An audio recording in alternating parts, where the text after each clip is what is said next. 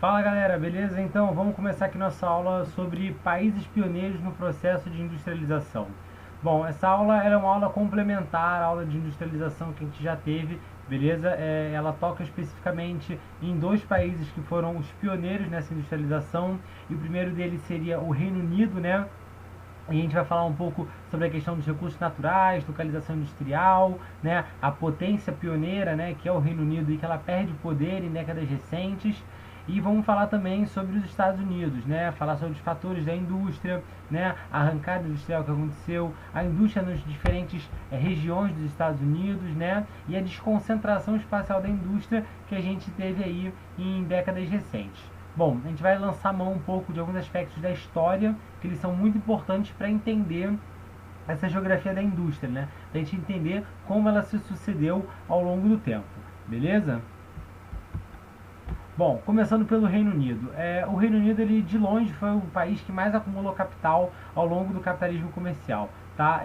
Foi um país que realmente, de fato, ele conseguiu ganhar em diversas frentes, né? Seja pelas colônias que eles tiveram, seja pela atuação política, pela atuação social, pela atuação tecnológica, né? Os recursos naturais também foram muito importantes.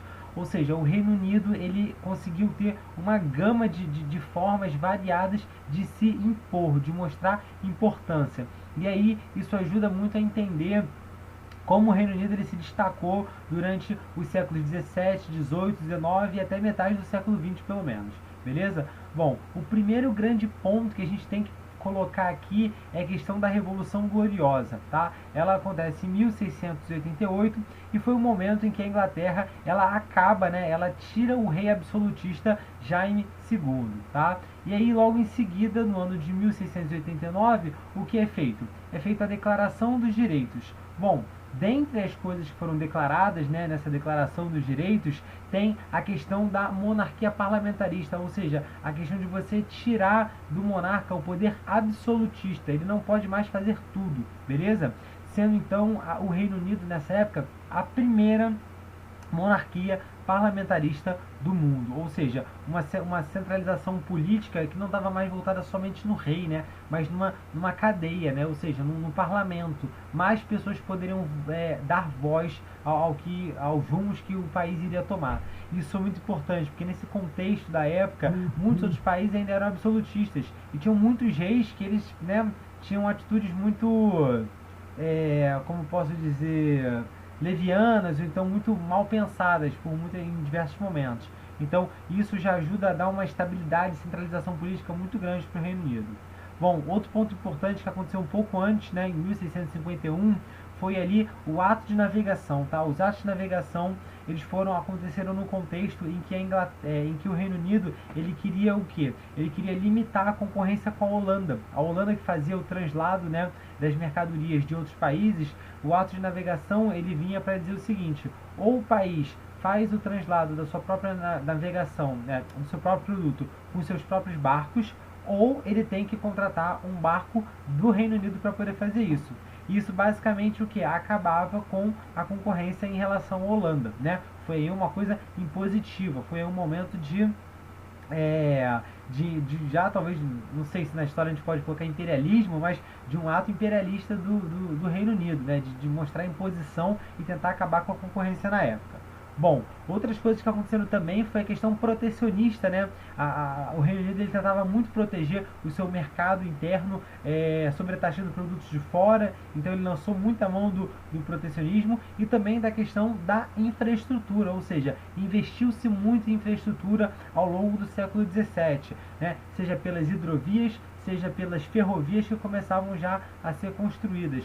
Então você tem ali um momento de quê? De planejamento. Bom, quando, né, o artesanato evolui para a manufatura e a manufatura começa a evoluir para a indústria, né, já ali por volta do ano de 1750, algo próximo disso, a gente já tem ali o que? Já temos as bases formadas para que isso acontecesse, beleza? Bom, atrelado à indústria, a gente tinha também o que? O fator natural. E qual era o fator natural? Jazidas de carvão. Tinham muitas reservas de carvão espalhadas pelo país, como vocês podem ver nessa imagem aí abaixo, tá? Bom, Em relação além disso, né, além da indústria e além da reserva de carvão, a gente teve o que? O cercamento dos campos ali no final dos anos de 1600, né?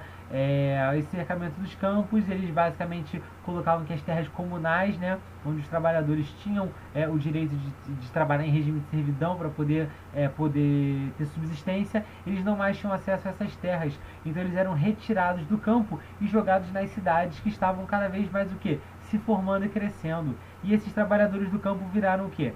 Mão de obra barata para as indústrias, tá? Então, muitas crianças, mulheres, muitas pessoas trabalhavam nessa época, e como eles vinham de um regime em que eles precisavam muito, né, no caso, não tinham mais a servidão para a subsistência, eles aceitavam salários do que? Muito pequenos. Então, a Inglaterra, né, o Reino Unido, ele consegue reunir todos os fatores necessários ali para poder começar uma revolução industrial, né? Seja a questão política, social, tecnológica, natural, tudo eles conseguiram organizar para que isso acontecesse. E isso acabou não ficando parado no tempo, né? A Inglaterra, ela consegue então também se atualizar. Por exemplo, as indústrias, elas já eram muito bem planejadas, elas já ficavam próximas das jazidas e próximos dos portos também, para poder escoar a sua produção, né? A produção têxtil, principalmente na época, né? Bom, tinham siderúrgicas também, mais na parte central da ilha, e que era escoado pelo quê? Pela construção das ferrovias, né? Então uma coisa acabava ajudando a outra. Começou a ocorrer também uma diversificação do parque industrial, ou seja, conforme o tempo foi passando, outras indústrias também foram sendo feitas, além da indústria têxtil, né? Principalmente em Londres, Liverpool, Glasgow, ou seja, várias cidades aí muito industrializadas e muito importantes da região, tá? Já na segunda revolução industrial, né, no contexto de segunda revolução, a Inglaterra, ela tinha uma indústria automobilística, aeronáutica, química, elétrica, mecânica, farmacêutica, enfim, tinha um parque industrial extremamente diversificado, né? A região metropolitana de Londres, ela acabava concentrando a maior parte dessa polarização da economia, né? Até hoje Londres é lá a cidade mais importante da Inglaterra, né? Não à toa é a capital. Então assim, e ela também era muito articulada, ou seja, a região metropolitana dela era muito articulada com rodovias e ferrovias, o que facilitava o escoamento da produção, tá? E aí já num terceiro momento, né, no momento mais recente, em que a gente tem ali a revolução tecnológica, ou seja, a revolução atual que nós já temos o que? A associação entre as empresas e o conhecimento científico, né, o investimento em pesquisa científica. Então a gente tem um atrelamento, a gente consegue atrelar ali a indústria com a universidade. A gente tem o que? Cambridge, né? A cidade de Cambridge, que fica ali a 80 quilômetros de Londres, e ela é uma cidade que tem uma das principais universidades do mundo, e que até hoje, até os dias atuais, ela atua em parcerias com empresas para que elas possam gerar novas tecnologias. Algo similar ao Vale do Silício, tá? Quem já ouviu falar do Vale do Silício, ótimo. Quem não ouviu falar, a gente vai falar daqui a pouquinho, quando falarmos sobre os Estados Unidos, beleza? Bom, em décadas recentes, né, a gente teve ali o esgotamento de muitas jazidas carboníferas e a diminuição do próprio uso do carvão, por ser extremamente poluente, e já não caber mais no contexto atual da sociedade, né? Bom, com isso, a Inglaterra teve uma perda econômica, né, primeiro por se desindustrializar, e segundo por acabar perdendo um pouco de competitividade. Essa perda de competitividade, né, que ela acontece sobretudo ali depois da Segunda Guerra Mundial, ela deixa a Inglaterra atrás de outros países em relação à economia, né, a importância no cenário mundial. A Inglaterra, que dominou, né, desde lá do cercamento dos campos, desde da Revolução Gloriosa até ali a Segunda Guerra Mundial, após essa virada, a Inglaterra ela começa a perder espaço para outros países, como o Japão, que crescia muito, a Alemanha, que crescia muito, o próprio Estados Unidos. Então, pouco a pouco, a Inglaterra ela foi sendo superada por alguns outros países também muito relevantes. Então, até que durante ali do final da década de 70 até o início da década de 90, a Inglaterra ela viajou por um tipo de governo diferente da época, né? que seria o governo da Margaret Thatcher, tá? Que dura entre 79 e 90, e ele era um governo de políticas neoliberais, ou seja, políticas que vocês devem ter ouvido falar, que aconteceram, né, nos Estados Unidos com Ronald Reagan, já aconteceram no Brasil também ao longo da década de 90, né? Que foram políticas de privatização, ou seja, privatização da máquina estatal. Isso gerou o enfraquecimento do estado de bem-estar social, ou seja, você tinha menos investimentos do Estado na economia, né? Menos investimento do Estado na população e mais um Estado como subsidiador do capital, ou seja, é um redirecionamento da ação do Estado. Em vez de cuidar mais das pessoas, ele vai cuidar mais do capital. De maneira muito simplificada, seria isso as políticas neoliberais, né? Então você enxuga a máquina pública, privatizando as empresas, você começa a enfraquecer o estado de bem-estar social, investindo cada vez menos, né, em saúde, educação, em políticas básicas para a população. E isso, né, acaba gerando o quê? Uma diminuição do salário da população, do trabalhador. Então ele gera uma concentração de renda. Por quê? Porque ele aumenta o lucro das empresas e diminui o salário do trabalhador. Então você tem aí um distanciamento maior da sociedade, né, em relação aos mais ricos e os mais pobres. Beleza? Bom, essas consequências elas claramente são ruins para o trabalhador, né? Se são muito boas por um lado para quem é empresário, para o trabalhador elas não foram tão boas assim. Então, não raro hoje na Inglaterra você tem uma parte da população que tem, né, digamos assim, uma falta de apreço muito grande pela Margaret Thatcher. Entretanto, quando a gente coloca no sentido literal da coisa, o governo dela foi um governo extremamente bem sucedido, tá? De fato, ele alcançou os objetivos. O papel do Estado ele diminuiu na economia, né? Ele foi reduzido, o déficit público também, né? O Estado que gasta menos também se endivida menos, né? E também teve uma redução do custo das empresas, ou seja, conseguia produzir mais barato e isso acabava gerando mais lucro para os empresários, tá? E você teve aí também um aumento da competitividade britânica, né? No mundo globalizado, né? E aí já estou falando de década de 80, década de 90, já é um período bem mais próximo do nosso. A gente tem ali então o que? Uma Inglaterra que foi revigorada nesse sentido. O trabalhador gostou? Acredito que não, mas economicamente falando, ele foi bem sucedido. Beleza? Tanto que nós temos aqui algumas charges, né, que falam bastante sobre isso. Quando a economia está bem, né, o cara fala basta a intervenção do Estado na economia, né? Como se o Estado não devesse intervir. E quando a economia não está muito bem, ele fala basta a intervenção do Estado na economia. Ou seja, pedindo para o Estado intervir, pedindo para o Estado salvar a empresa dele, né? Outros também nós temos ali o sistema bancário, né, representando um homem gordo, satisfeito, que come bastante, se alimenta. O governo, né, servindo esse cara, né, gordo, que se alimenta muito. E o povo seria o quê? Um homem muito magro, um homem passando fome, necessidade. Ou seja, seria o que eu falei para vocês, né, as políticas neoliberais que elas retiram de um lado e colocam do outro. Bom, entretanto, mesmo essas políticas neoliberais do governo Margaret Thatcher não foram o suficiente para fazer com que a Inglaterra retomasse o rumo de antes, né? Ela acaba perdendo a sua competitividade de fato para outros países, tá? Vários outros países cresceram bastante nesse mesmo período, cresceram mais do que a Inglaterra. Vocês podem perceber aí, ó, nessa tabela em que mostra do período, né, das décadas, né, o crescimento médio do Reino Unido, Estados Unidos, Japão e Alemanha, e percebam que o Reino Unido ele perde para todos os outros países, né, acho que praticamente todos os anos, em todos os períodos ele perde para esses países, tá? Então assim, foi um país que ele acabou ficando para trás nessas últimas décadas, ficou muito caro produzir na Inglaterra, tá? Bom, com isso, e ficou caro, por quê, né? Ficou caro porque outros países, por exemplo, do Sudeste Asiático, né, como China, os tigres asiáticos, eles começaram a atrair muito investimento estrangeiro, né, porque ficou muito mais barato produzir nesses países do que na Inglaterra. Então, houve uma desindustrialização significativa no país, né? Hoje o comércio e serviços é mais forte até do que era antes, né, representando o PIB. E isso tudo pelo custo inglês de produzir, tá? Bom, não perdendo, claro, perdendo importância em relação ao que era, mas ainda assim é um dos países mais importantes do mundo ainda nos dias de hoje, né? Para manter também essa importância, ele se aliou quase que de forma automática com os Estados Unidos, né? Então, sempre que os Estados Unidos tomam uma medida internacional de que vai fazer ou deixar de fazer alguma coisa, a Inglaterra, o Reino Unido, ele vai e segue quase que estritamente os Estados Unidos, né? Porque é um bom guarda-chuva para se ter. Bom, isso fica muito evidente, né, na invasão do Iraque, lá no início dos anos 2000, em que outros países falaram para os Estados Unidos não fazer isso, mas o Reino Unido aparentemente aprovava a atitude, tá?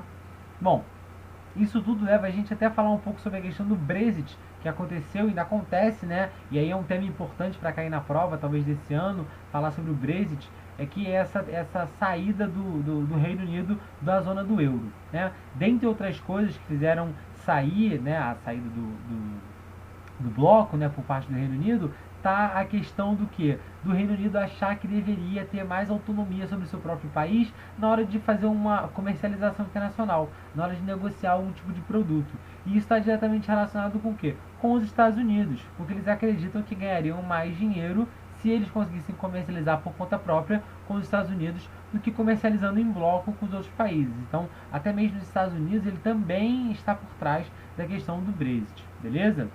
Então, fica aí um tema importante para cair na prova, né? A questão do Brexit pode ser um deles. Bom, falando um pouco especificamente agora sobre os Estados Unidos, a gente pode colocar que os Estados Unidos ele foi uma ex-colônia, né, tanto da Inglaterra quanto da França e da Espanha, né? O território que hoje ele é formado pelos Estados Unidos, ele já teve aí uma configuração, né, sob o domínio desses três países, beleza? A forte influência que fica nos Estados Unidos ainda hoje é da herança inglesa, né? Não só pela língua, mas pelos costumes, é o país que se fez mais presente, então a influência direta nos Estados Unidos é a influência inglesa, beleza? Bom, a declaração de independência dos Estados Unidos, né, ela ocorre no ano de 1776, já no meio da Guerra de Independência, né, que foi entre 75 e 83, que foi uma guerra travada pelos estadunidenses contra a Inglaterra para poder se libertar. E isso acontece depois com a assinatura do Tratado de Versalhes. Bom, uma vez independente, né, os Estados Unidos começa a sua famosa marcha para o oeste, né? Vocês devem ter visto naqueles filmes de cowboy, que tem os indígenas e tal. Aquilo tudo acontece nesse contexto de marcha para o oeste. E aí, os Estados Unidos ele acha um grande território, né, que era dominado por outros reinos na época, né, por outras metrópoles. Então, indo em direção ao oeste, os Estados Unidos teve que negociar com a Espanha, teve que negociar com o México, teve que negociar com a própria Inglaterra para comprar ou para iniciar guerras, né, como a que iniciou com o México para poder tomar boa parte ali do que seria o Texas hoje. Então, assim, os Estados Unidos, para chegar até o oeste, ele teve que fazer ali acordos, compras, guerras, tudo para poder expandir o seu território, beleza? Isso se inclui também até a compra do Alasca por parte da Rússia, né? A anexação do Havaí, né, por parte em relação ao Japão. Então, assim, foram muitos negócios e comércio que os Estados Unidos fez ali para poder chegar até o outro lado. Bom, nós tivemos alguns fatores muito importantes para a questão da industrialização dos Estados Unidos, né? Isso já no contexto prévio à sua independência. Bom, o primeiro ponto que a gente pode ressaltar são os imigrantes britânicos que se fixaram nas colônias do norte, tá? Tanto pela questão da agricultura, de policultura no caso, né? Então seriam de fato cidadãos que foram da Ilha Britânica para os Estados Unidos para poder povoar aquela região, né? Era uma região de um clima mais temperado, então você não tinha tantas vantagens econômicas, né? Como você tinha no sul, que era mais quente e que você tinha lá produtos tropicais que seriam mais fáceis de serem vendidos, tinha uma rentabilidade muito grande. Então as colônias do norte, em princípio, elas não eram economicamente tão atrativas assim, tá? Esse era um primeiro ponto relevante de se colocar. O segundo momento também foi o que? Os imigrantes artesãos que auxiliaram na produção manufatureira já em Nova York, Boston e Filadélfia, ou seja, na região norte-nordeste ali dos Estados Unidos. Né? Você tinha pessoas mais capacitadas que começavam a trabalhar e ali você tinha um embrião do que poderia ser no futuro uma indústria nos Estados Unidos, né? E aí a gente teve um choque, né, entre a questão da parte do norte e a parte do sul. Por quê? O norte ele tinha uma colônia de povoamento de fato, né? Enquanto o sul ele era uma colônia simplesmente de exploração, era onde você tinha o sistema de plantation, né? Que é aquele monocultura, latifúndio e escravidão. Você tinha um clima mais favorável aos produtos tropicais, então você tinha lá boa parte dos africanos que foram transformados em escravos aqui na América. Tá? E isso era muito ruim para os comércios da burguesia do norte. Por quê? Porque a burguesia do norte ela via como o escravo como uma falta de mercado interno, né? O escravo ele não consome, então isso seria um problema para a economia da época. Isso gera uma crise, tá? Por quê? Porque essa burguesia ela começa a ansiar coisas diferentes do que a Inglaterra dava para a colônia até então. Então, eles começam a ter o quê? Um desejo pela independência. E aí, por que a Inglaterra ela não se incomodava tanto com essa independência? Por que ela era tão problemática assim? Porque as colônias do norte, elas de fato elas não eram tão lucrativas e rentáveis. Então, perder o domínio delas não custaria tanto para a Inglaterra, tá? O problema é que esse anseio pela prosperidade econômica acabou gerando a guerra, e essa guerra os Estados Unidos não só venceu, como depois ele consegue anexar o sul, tá? Ele consegue anexar o sul e ficar bem maior. Então a Inglaterra ela não deu a devida dimensão para o fato que estava acontecendo ali. Bom, os nortistas, né, dos Estados Unidos, eles tinham anseio pela questão de uma prosperidade econômica, e outro fator importante para que isso tenha acontecido lá foi a questão religiosa também, né? Ela não é fundamental, é claro, mas ela é uma questão relevante. Por quê? Porque os cristãos protestantes que estavam na Inglaterra, nos Estados Unidos, né, de origem calvinista também, eles não condenavam a riqueza, né? Eles não condenavam a riqueza como se quem fosse rico fosse para o inferno. Então, a prosperidade econômica, né, isso propiciava bastante o capitalismo da época, tá? Outros fatores locacionais também que ajudaram foi o que? Foi a proximidade com o mar, né? O mar Atlântico de um lado, né? E depois o Pacífico do outro, depois da expansão para o oeste, é claro. Muitas jazidas de carvão, principalmente nos Apalaches, ali na região nordeste, próxima aos Grandes Lagos. Também tivemos ali a questão de jazidas, né, de minério de ferro e outros minerais, incluindo depois o petróleo que iria ser achado, né? Então, assim, é um terreno bastante rico economicamente falando. Bom, a arrancada industrial norte-americana, ela acontece de fato no momento de insatisfação dos sulistas em relação à própria decadência econômica do sul e a decadência política também. Cada vez menos tinham importância em relação às políticas do norte, né? Então o norte é que de fato comandava ali o país. Isso acabou gerando o fato, né, que foi a Guerra de Secessão, que era essa tentativa de independência do sul em relação ao norte. Isso não acontece, o norte vence, ele consegue fazer uma manutenção da unidade política do país, e atrelado a isso, né, com essa vitória, né, tendo a faca e o queijo, eles fazem o que? Eles começam a estimular a imigração. Muitos imigrantes chegam nos Estados Unidos, é o país que inclusive mais recebeu imigrantes aí, entre 1850 e 2010, né? Você tem aí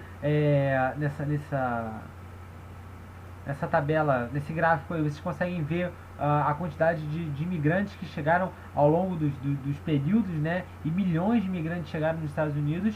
Isso tudo para tentar ocupar a porção oeste do país, né? Para chegar até a costa do Pacífico. E isso ajudou no quê? No crescimento de um mercado interno. E o mercado interno ele é fundamental para ter indústria. Por quê? Porque quando você produz algum produto, é claro que você quer exportar para outros países, mas você também precisa o quê? Vender eles no seu próprio país. O seu país também tem que consumir aquele produto.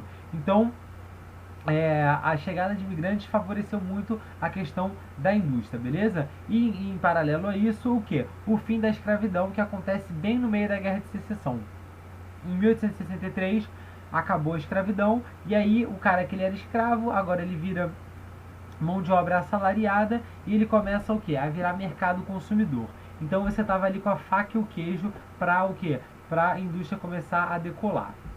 Bom, o período, né, pós então a abolição da escravidão ali até a Primeira Guerra Mundial e depois da Segunda Guerra Mundial também, os Estados Unidos ele consegue alavancar muito a sua indústria, né?